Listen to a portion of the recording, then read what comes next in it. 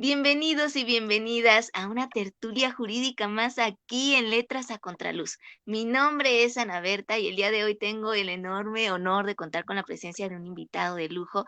Él es el licenciado Marlon Pérez Guillermo.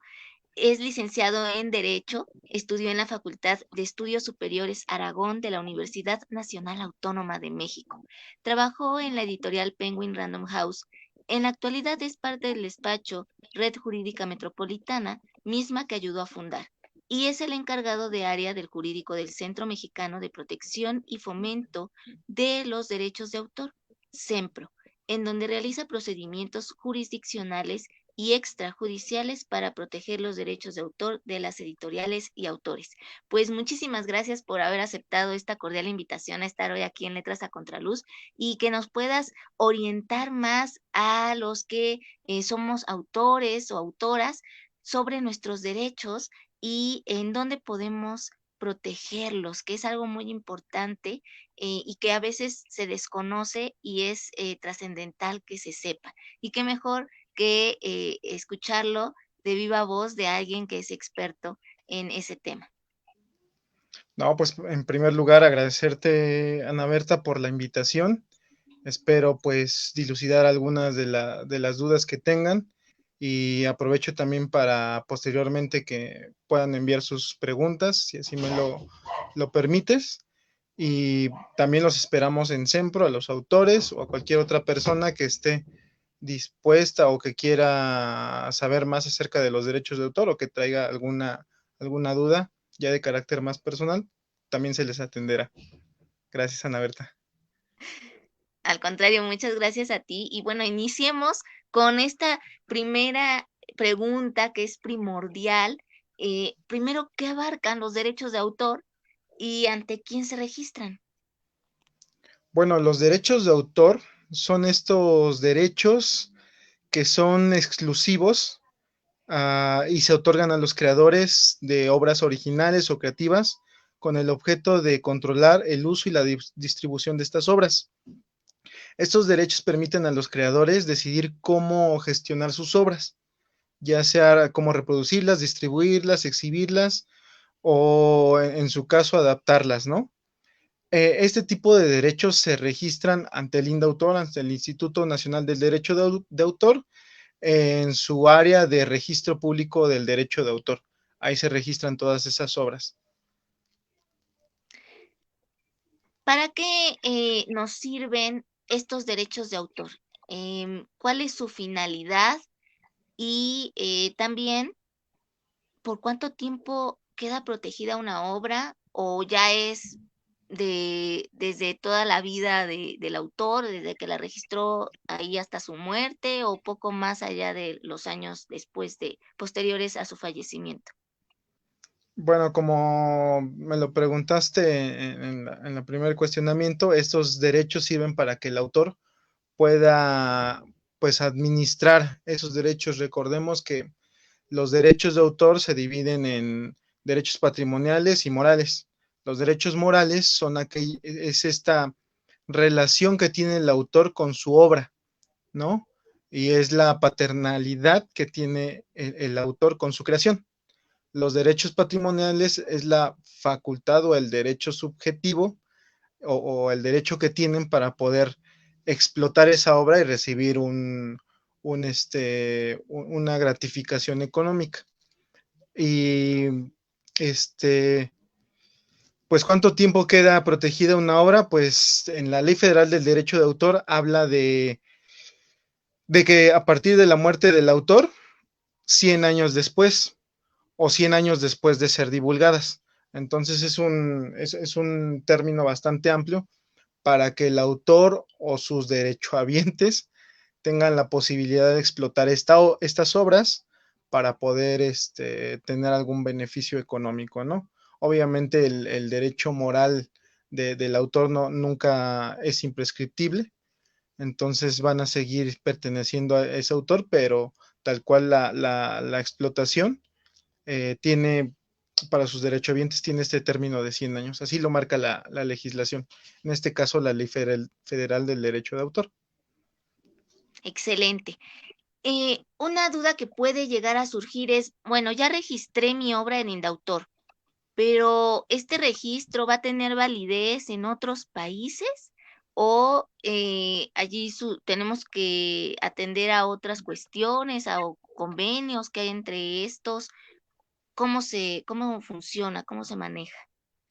Lamentablemente no tiene el registro de la obra es nada más a cada país. Entonces, aquí en México está el Instituto Nacional del Derecho de Autor, ahí se registra, lo reconoce el Estado y también lo protege ante terceros. Esto es, si se llega a dilucidar cualquier controversia respecto a una obra, el registro en el registro público de la propiedad del indautor dilucida pues toda esta parte de a quién pertenece la obra, ¿no? La obra primigenia o la creación artística. No tiene validez en otros países, pero obviamente si lo registran en un país en específico y se llega a algún tipo de controversia internacional, se puede tener como una prueba, porque al final de cuentas es oponible ante terceros, y con ello se puede dilucidar más fácilmente a quién pertenece un derecho o sobre quién recae los derechos de una obra.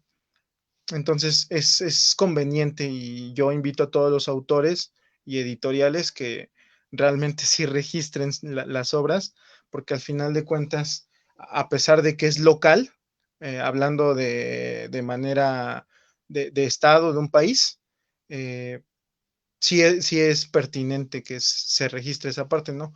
No, no, en los ISBNs es un poco más oponible y tenemos un número cada país eh, que especifica qué obra se está distribuyendo o se está publicando, ¿no? Eso sí es oponible y es aplicable a todos los países.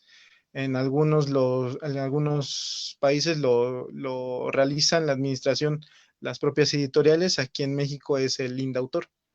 Entonces, ambas soliciten su ISBN si van a publicar y también registren su obra si todavía no la publican, pero la tienen hecha, ¿no? ¿Qué podemos entender por obra y qué puede ser protegido por los derechos de autor? Con esto me refiero a que no todos se dedican a la escritura, ¿no? Sino algunos son músicos, compositores, otros son artistas plásticos, entre otra variedad, ¿no? Entonces, en ese sentido, también pueden ir a Indautor o más bien tienen que ir a otro instituto, a lo mejor de propiedad intelectual o algo por el estilo. ¿Cómo se debe de em, desprender el hecho de que, bueno, yo creé esto y debo de ir a tal o a tal? Sí, todos, hablando del derecho de autor, todas las obras son registrables ahí en el INDAUTOR, que es como la parte, o mejor dicho, el instituto que realmente ve todo este tipo de situaciones, ¿no? Ya si hablamos de marcas o demás cosas ya más de propiedad industrial, por ejemplo, las refresqueras, ¿no? U otro tipo de marcas, pues sí, ante el INPI, ¿no? Que también el Instituto Mexicano de Propiedad Industrial, pues también tiene otros procedimientos que también son aplicables y ayudan a los derechos de autor, ¿no? Pero realmente ahora sí que contestando la pregunta de qué se entiende por obra, pues realmente la obra es cualquier creación original, ya sea de carácter literario o artístico, o alguna expresión, ¿no? Que puede ser plasmada por un medio tangible o intangible, y estas obras pueden ser percibidas a través de los sentidos y pueden ser reproducidas, ¿no? Muy importante sobre las obras es que tienen que ser exteriorizadas, ya que cualquier obra que nada más sea una idea, porque los derechos, el indautor no protege las ideas, sino ya una expresión o esa idea plasmada. Porque sí, y este tipo de obras pueden ser, como tú bien lo dijiste, obras literarias, musicales, dramáticas, cinematográficas, pictóricas, no sé, sobre arquitectura, por ejemplo, o algún programa de televisión o radio. Incluso el software puede ser también considerado como una obra porque pues obviamente son expresiones para realizar ciertas actividades o para transmitir un sentimiento, ¿no? Entonces, este tipo de obras son protegidas por la Ley Federal del Derecho de Autor a través del Instituto Nacional del Derecho de Autor. Y pues justo eso, cualquier idea que ya sea plasmada es susceptible de ser registrada ante el INDAUTOR, que es la representación del Estado. El Estado te reconoce como que tú eres el creador y ya tienes ese registro que es oponible a terceros, como ya lo habíamos mencionado. Así es. Así es. Y bueno, también recordarles que pueden, bueno, Indautor se encuentra en la calle de Puebla, entonces está muy cerca, el metro también, la Glorieta de Insurgentes y todo disponible para que uno pueda acceder fácilmente a este instituto. Em, Algunos a lo mejor dicen, bueno, yo no tengo posibilidad de ir en persona a registrar mi obra y sí quiero hacerlo. Puede ser a través de una carta poder y Sí, en ese caso, ¿cómo funciona? sí, de hecho, ampliando un poquito más de dónde se ubica el INDAUTOR, sí, justo es en Glorieta de Insurgentes aquí en la Ciudad de México. Pueden ver un edificio gigante que es el de la Fiscalía General de la República y justo a la vueltecita se encuentra el INDAUTOR. Muy amables, siempre te atienden. eh, si les toca un día bueno, pueden encontrarse al doctor Jesús Paredes, que él atiende personalmente ahí a los usuarios. Respecto a lo de si puedes registrar una obra con una carta poder, así es para poder facilitar a las personas. Obviamente, el INDAUTOR de buena fe registra las obras, ¿no? En caso de que algún gestor pueda ir a registrarlo o quiera ir a registrarlo, sí se solicita una carta poder firmada, de preferencia notariada, en cuanto a gestores. En cuanto a representantes de editoriales, sí se necesita forzosamente un poder notarial donde se compruebe o se evidencie que somos mandatarios judiciales, ¿no? Entonces, ya con esos requisitos que te solicita el INDAUTOR, puedes registrar una obra, ¿no? Obviamente las obras de las editoriales tienen que traer unos requisitos específicos, ya sea quién es el autor, por qué es el autor y como una copia de la obra, ¿no? Para que quede ahí justo en el registro público del derecho del INDAUTOR.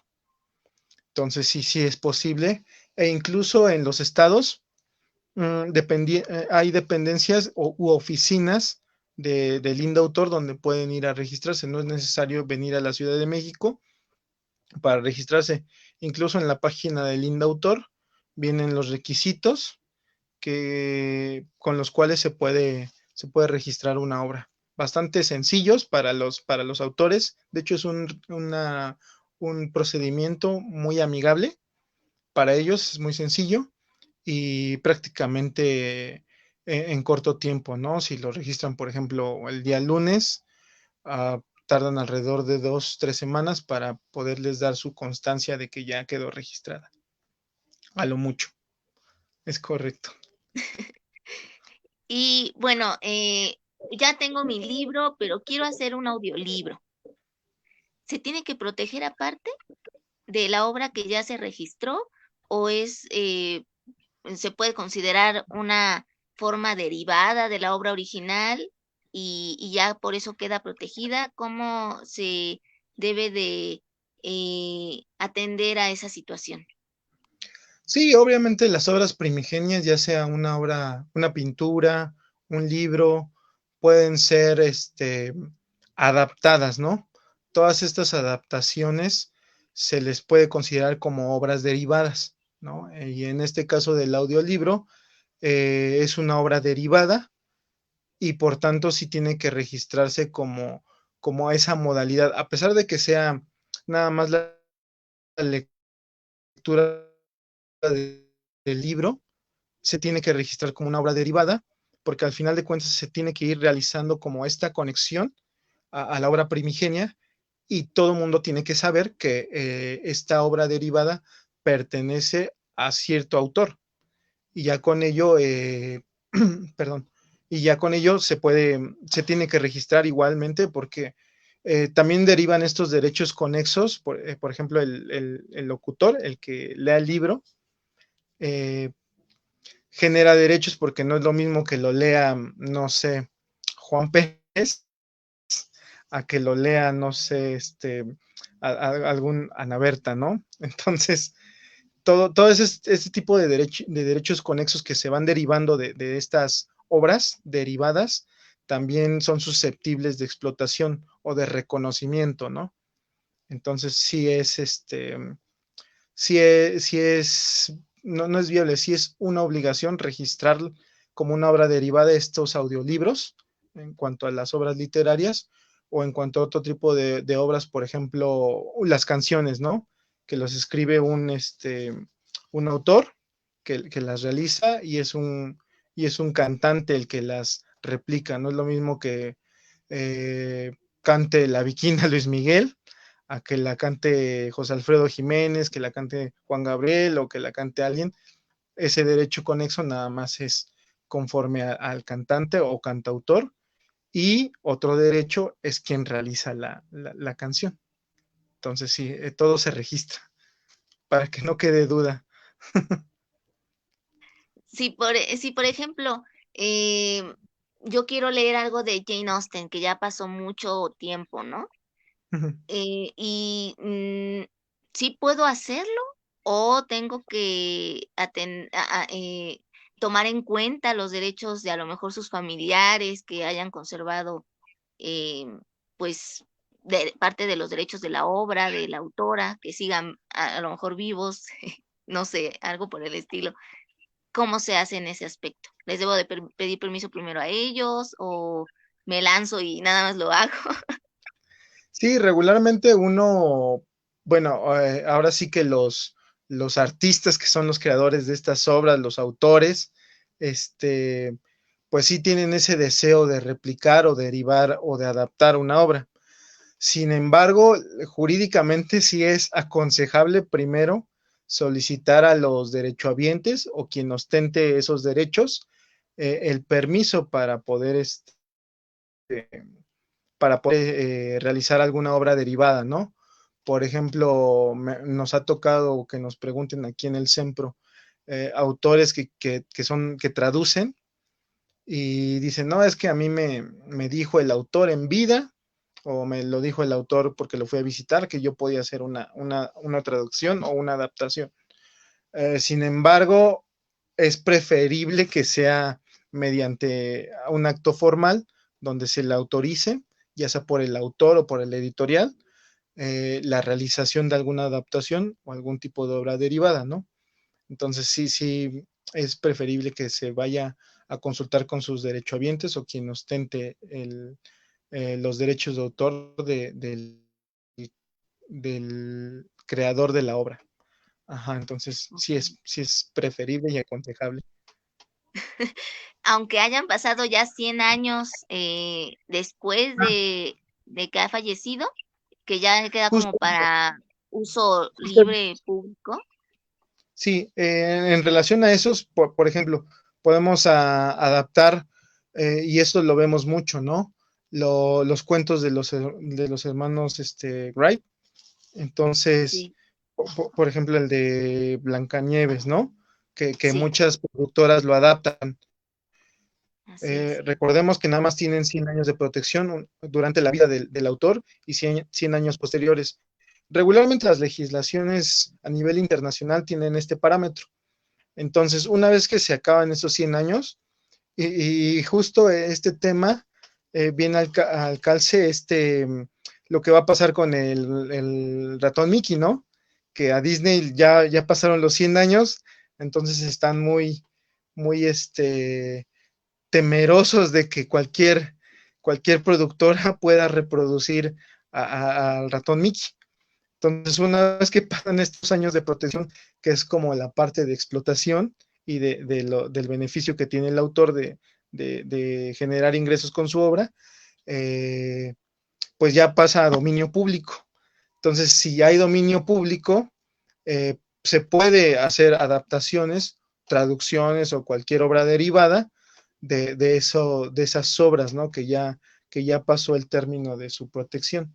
Entonces, sí, si ya pasó el tiempo de protección, pues con toda la confianza lo pueden adaptar, obviamente, ¿no? Sí. Regresando a las obras que sí son nuestras y con las que podemos hacer obras derivadas si queremos o si no, pues no. Si surge algún conflicto, ¿ante quién se puede acudir? ¿Ante quién se ventila esta situación? ¿A qué autoridad le podemos pedir su apoyo para que se hagan valer nuestros derechos registrados en Indautor? Bueno, aquí la Ley Federal del Derecho de Autor tiene dos procedimientos, uno que se llama Junta de Avenencia y una que es un procedimiento de arbitraje.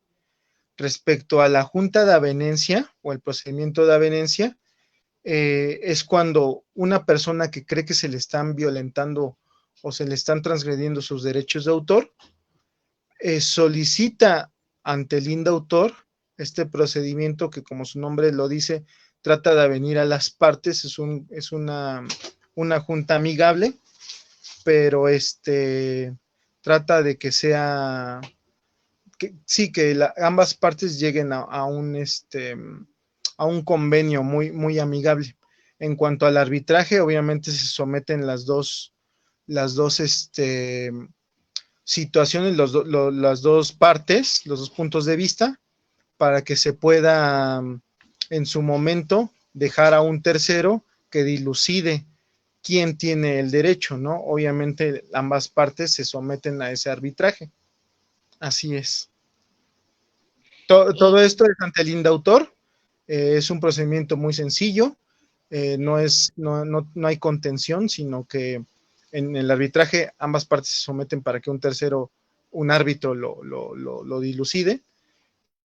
Y en la avenencia se hace a llegar de manera amigable que queden en un acuerdo. En caso de no llegar a un acuerdo, se dejan a salvo los derechos de ambas partes para que los hagan valer en la forma y procedimiento que más les convenga, que en este caso los derechos de autor, al ser derivados del derecho civil, tendrían que dilucidarse mediante un procedimiento civil federal o local, dependiendo de lo que se pretenda, ¿no? Entonces, justo eso, sí hay procedimientos para dilucidar y viene relacionado con la inscripción de la obra. Entonces, una vez que tú lo inscribes y alguien más inscribe tu obra o por alguna razón esto sucede, porque al final de cuentas hay tanta gente con muchas ideas y muchos artistas que puede llegarse a dar la posibilidad de que en algún momento por alguna situación y registren la misma obra, ¿no? Entonces el indautor está imposibilitado y es humanamente imposible saber si sí o no es la obra de una persona o no, ¿no? Entonces, para eso existen este tipo de procedimientos, para poder dilucidar este tipo de controversias y otras más, ¿no? Entonces, Claro. sí, sí es justo, por eso es justo recomendable y les repito, que inscriban sus obras, bueno, primero que las plasmen, después que inscriban las obras y ya en caso de algún conflicto tengan, ahora sí que tengan el conocimiento de que existen procedimientos con los cuales se puede dilucidar y se puede resolver este tipo de controversias sobre sus derechos de autor. Esto ocurre también, por ejemplo, si es en otro país donde están cometiendo ese plagio, por así decirlo, y uno está acá en México, ¿también es a través de Indautor o se utiliza el derecho internacional o qué pasa? ¿Qué procede? Sí, justo se puede llegar a una controversia, obviamente el INDA autor va a decir, pues yo tengo registrado esta obra desde antes que, por ejemplo, lo registras en Estados Unidos, ¿no? Entonces, se puede llegar a un conflicto internacional donde las pruebas es en quién registró primero. Hay un principio de derecho que dice primero en tiempo, primero en derecho. Entonces, ahora sí que si alguien lo registró antes, pues se presume que es suyo. Si alguien de mala fe o dolosamente lo registró, eh, por ejemplo, siendo gestor y lo registró a su nombre, pues hay otro tipo de métodos para decir, bueno, es que esta es mi obra porque yo lo saqué de esta idea y se van a ofrecer una serie de pruebas y de elementos para resolver quién tiene la razón y a quién pertenece el derecho. Pero sí, lo primero es saber quién lo registró ante sus respectivas autoridades o instituciones y posteriormente revisar todos los demás elementos para saber a quién le pertenece este derecho. Entonces sí, justo es posible.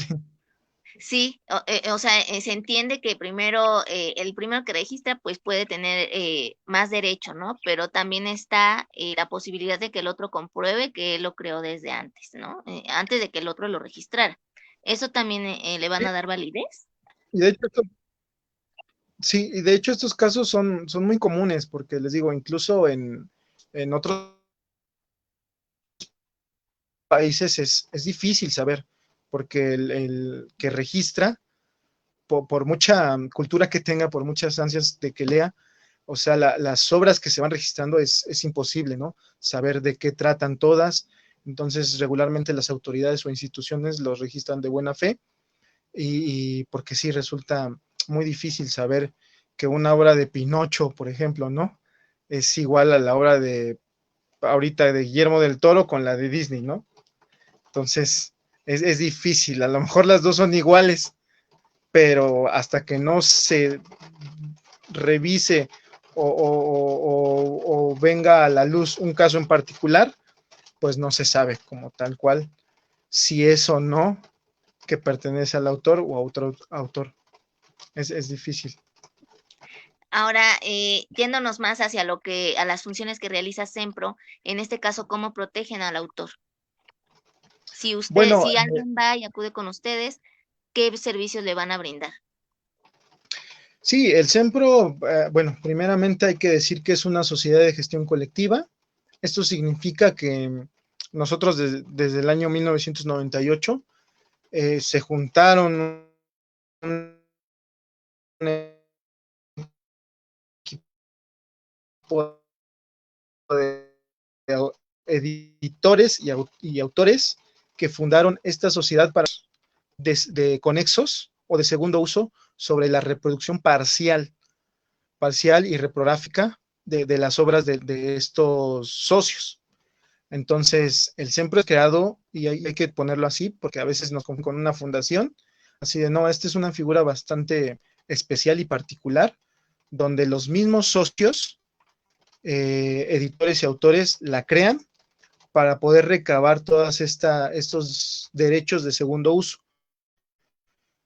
¿Y cómo se hace? A través de licencias, contratos de licencias, por ejemplo, a bibliotecas, a escuelas, a empresas, a centros de copiado pequeños, donde se les vende una licencia donde pueden reproducir parcialmente las obras del catálogo de obras de todos nuestros socios, que sea de manera legal, porque realmente, y se desconoce, hace un poquito o hace falta un poquito más de difusión y fomento de que todas esas obras que, por ejemplo, nosotros en la escuela, ¿no? Le tomamos una foto o sacamos fotocopias, detrimentan las percepciones del autor, porque si, por ejemplo, yo iba a comprar un libro de derecho donde el autor, no sé, le publicaron 5,000 ejemplares, yo reproduciendo o sacándole fotocopia a 10 páginas, pues ya no compro el libro, ¿no? Entonces sí detrimenta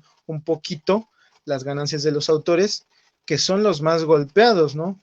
Al final de cuentas, uno puede decir, o la sociedad puede decir, es que las editoriales ganan mucho, pero realmente si vemos el trabajo que hay detrás de de la edición del libro, podemos ver que los más afectados a veces son los autores y es lo que siempre busca apoyar, ¿no? A las editoriales, a los autores para un poquito equilibrar estas cosas, porque lamentablemente en México no somos un país como de muchos lectores, aunque sí generamos bastante cultura. Lamentablemente no hay muchos lectores, entonces pues no es lo mismo que lo que vende J.K. Rowling a lo que vende cualquier autor mexicano, ¿no? Es complicado. Entonces, sí, el SEMPRO, como para generar estos derechos, se les dice regalías, aunque en mi punto de vista es desafortunado ese término, pero igual son regalías, yo les digo derechos, que se recaudan y se reparten a los mismos socios. O sea, es muy, el objeto de SEMPRO es muy loable, muy transparente, porque aparte de todo, nosotros estamos constantemente vigilados por nuestros propios socios y por el INDAUTOR. Entonces, todo aquel socio que esté interesado, todo aquel autor o editorial pequeña, grande, pues no importa, aquí se suman, porque al final de cuentas, SEMPRO es un servicio para los propios socios. Nosotros como parte administrativa que opera SEMPRO, trabajamos para los editores y autores. Entonces, cualquier duda que tengan, si son socios, tienen ciertos beneficios, ¿no? Por ejemplo, la principal es obtener esos derechos de manera anual y en mi particular caso, como abogado, tenemos el programa, un servicio de GEDOSAL, que es el combate a la piratería. Se hacen operativos en contra de la piratería, se hacen procedimientos jurisdiccionales en contra de la piratería y también ampliando todo este sistema o este ecosistema que es SEMPRO, también damos cursos o talleres de concientización y de aprendizaje de los derechos de autor. Entonces, están cordialmente invitados, tenemos las puertas abiertas de lunes a viernes de 9 de la mañana a 5 de la tarde y estamos, o se pueden comunicar con Ana Berta para que nos enlace con ustedes o directamente a la página de SEMPRO. Ahí con gusto los estaremos atendiendo y pues cualquier situación, ahí estamos para servirles. Dinos, por favor, ¿pueden ir los autores directamente? ¿Tienen que pedirle apoyo a sus editoriales para entonces ir con Sempro? ¿Cómo funciona? Explícanos más al respecto.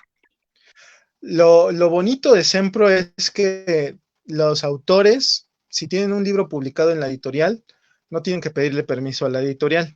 Pueden venir a ser parte o ser socio de SEMPRO y inscribirse con nosotros. Los requisitos que solicitamos para los autores es que tengan mínimo un libro publicado, que tengan el ISBN, que nos compartan el ISBN y obviamente que acrediten que es su obra, ¿no? Que es con el registro de su libro ante el registro público del derecho de autor, su ISB, que para los autores es única. Para las editoriales, pues sí es de manera anual, pero tienen mayores beneficios que esa cuota, ¿no? Entonces, está abierta las puertas si quieren ir dependiendo a cualquier día de la semana y estamos para servirles. Se les atiende de la manera más profesional y cordial y amable posible. Así tenemos esa instrucción y todo aquel que sea autor es bienvenido para nosotros.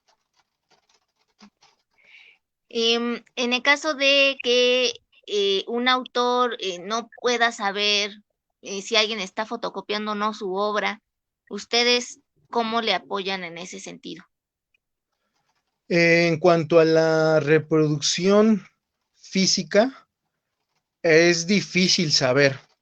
En cuanto a la reproducción digital ilegal, sí es fácil saber porque con nuestro servicio de inteligencia artificial de GEDOSAL, nosotros subimos el título de la obra, el autor y el ISBN, y esta inteligencia artificial empieza a hacer match en la web, y si hay este match, entonces, y no es una página legalmente autorizada, porque también hay excepciones, porque imagínate una librería, ¿no? Que la desindexen, ¿no? Entonces, en alguna página que no esté legalmente autorizada, se da la baja o la desindexación. Entonces, físicamente no es posible si no es a través de las denuncias de nuestros propios socios, pero digitalmente sí es posible. Bueno, pues ahora sí compártenos las redes sociales o dónde podemos también contactarte como licenciado en Derecho, si tenemos a lo mejor algún otro asunto diferente a los derechos de autor, pero que a lo mejor también nos puedas brindar apoyo. Te escuchamos. Sí, bueno, la de Sempro, la página oficial es www.sempro.org.mx.